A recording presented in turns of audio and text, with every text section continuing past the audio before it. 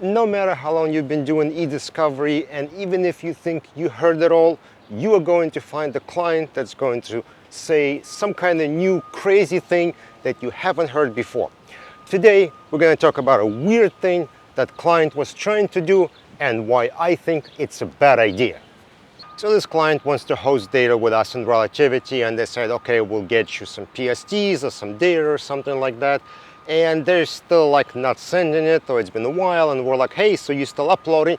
And what they say is like, oh yeah, so what we're doing is we're going through PST and removing all the privilege information, and then we're gonna send you that PST file so you could load it into Relativity so we could review. And we're like, what? You doing what? It's like, oh yeah, we're just going through all the messages, and anything that is privileged, we don't want to send that to you. So just hang on and we'll get it to you as soon as possible. Now, I've been doing this support for a long time, and it's the first time I hear someone trying to do that. We all know that what you really want to do is get data into review system as soon as possible. Don't mess with it, don't do anything with it, just load it in and then use review tool to do your, well, review. And that's where you'll categorize your responsive, non-responsive, privilege, and so on. Trying to do this in Outlook ahead of time is really bad idea. You know, first of all, you're doing work twice, because now you're going to be looking at your messages in Outlook, and then you have to identify them if they're privileged, and you have to delete them or something. Not sure what the workflow is, but it's more difficult to look at messages in Outlook, and then you also double in your effort if you are looking at every message to try to identify privilege. And if you're not looking at every message, then you're probably relying on searching. And searching in Outlook is not great. The attachments may not be fully indexed. You have image type files, you have all kinds of stuff. I mean, sure, you can do sort of like a first pass kind of thing where you just do broad search and then select and delete, but then how do you know you didn't get any legitimate documents that should be reviewed, not accidentally deleted? You really can't do that.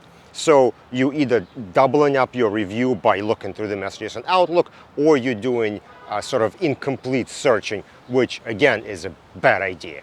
Now, regardless of what your review strategy is, you really should have your privileged documents in your review environment. And there are a couple of reasons for it.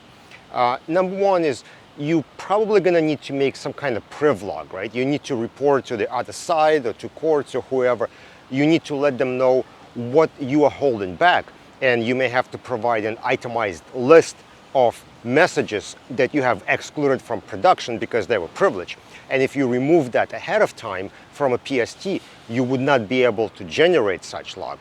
Also, criteria for what's considered privilege may change. Now, again, I'm not an attorney here, but there are situations where somebody marks something as privilege and then court said like, okay, no, you can't consider this privilege, this needs to be produced or something like that. And so the client had to undo their privilege designation and put documents to production.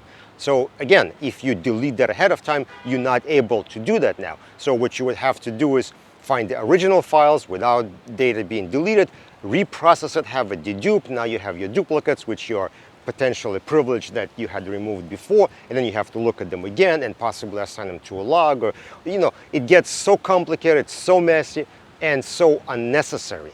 So there you go. Those are my reasons for not trying to remove privileged data from the original data set.